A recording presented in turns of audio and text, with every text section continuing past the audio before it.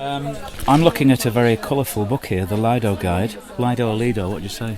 Well, I say Lido, but in fact, actually, it doesn't matter what you say. I could say Lido. Absolutely. Because Okay. if we're talking about that, we're both in a conversation about open-air swimming pools. We are, and I'm with the author Janet Wilkinson, who's brought the book here today specially on the stand, but you're here to support this particular campaign for Save Grange Lydell. Now, you must know a thing or two, so why us? Well, where do I start? How long have you got? Like. And how long have you got?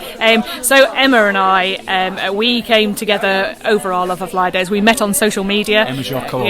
Yeah, Emma's my co-author, and we love Lidos. And why I'm here today is that we think Grange has got such capacity to be an amazing Lido again, bring people from across the country to swim here, as well as providing a local community resource. Okay. And I believe that it's within touching distance. The enthusiasm and the commitment of people locally and volunteers is just phenomenal.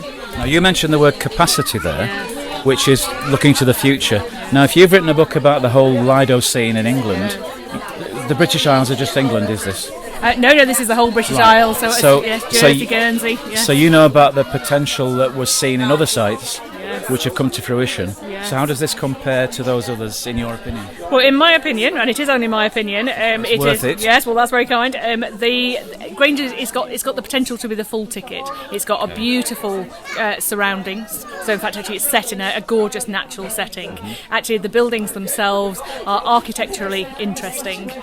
And then for swimmers, the pool has so much potential to be a long course up and down swim. And of course, actually, although there's lots of open air swimming pools in the UK, many more than you think, so 130 plus of them, a few of them are the size of Grange. Right. And there's something very, very attractive to an open air swimmer.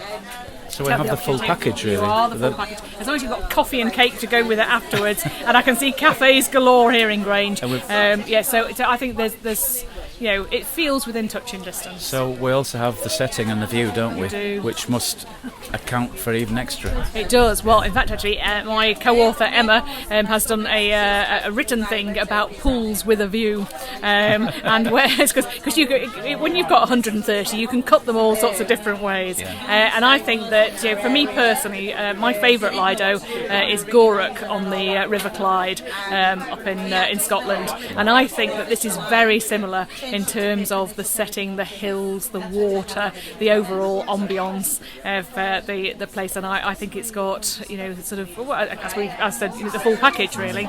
So when did the idea for this guide become reality for you? When did you decide to do it? Well, that's a very good question. Thank you. Because you're only young. That's kind of you.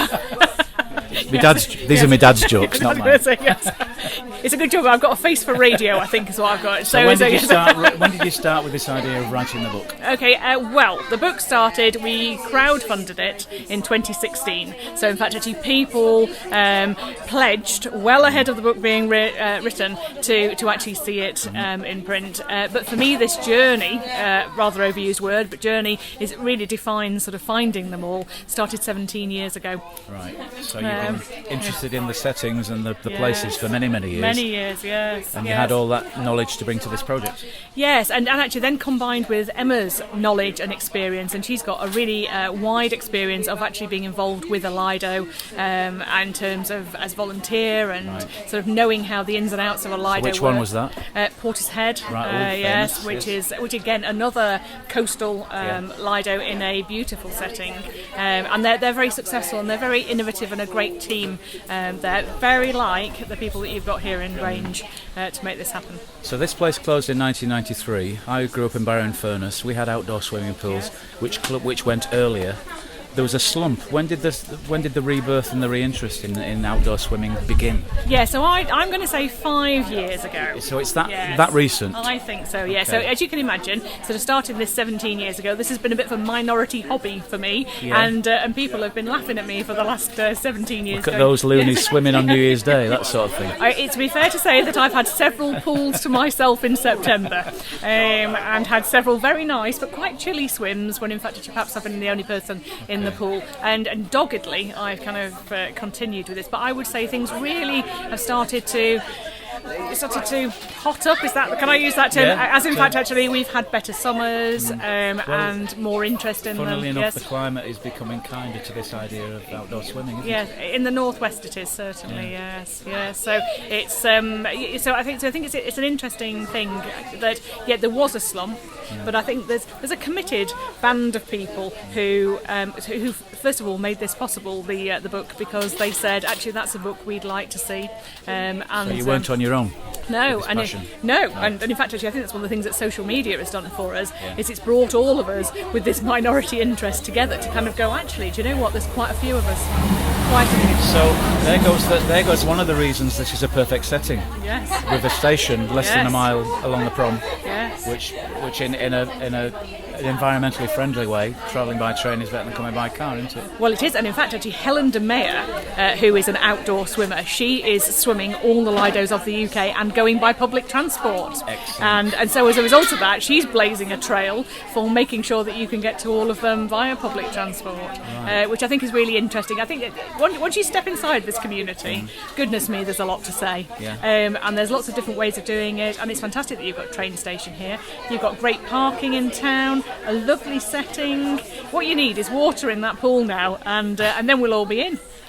Well, the buildings are going to be renovated, come what may. Yes. It's what goes in the middle that's still slightly unsure, isn't Yes. it? Well, my vote's for water. Do you feel, having spoken to people, that the idea of a pool is becoming closer and closer? Yes, nearly really get a lot that closer. feeling, I do really you? get that feeling, yes. Right. Yes, and I think that the big feeling I get is the fact that you can accommodate 90 people on tours this weekend and 400 people are on the waiting list for a future tour. I think that sends its own message. What do you think?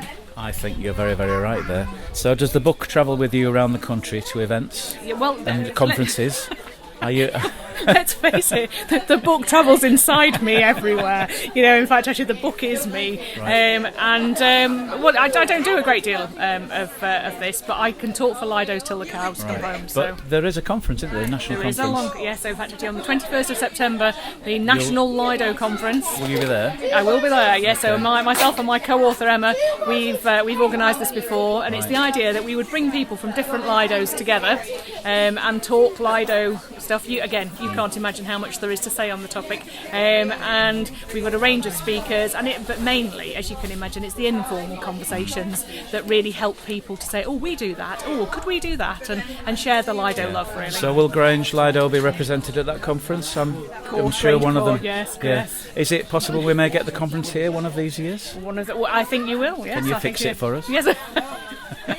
Might make an inappropriate joke there, but it'll be here at some point in the future, I reckon. Yeah. So you reckon you'll be back here within a few years? Well, I hope I'm going to join Billy B to swim here by the time he turns 10. I spoke to Yes, Billy yes. before, and so how long has he got? He's 6.5 now. Yeah, so 3.5 years. Right. Yes. We'll still be here, won't we? Yeah, I hope so. I you. think this tends to suggest that you will. Yeah. Thank you very much, Janet. My pleasure. Much appreciated.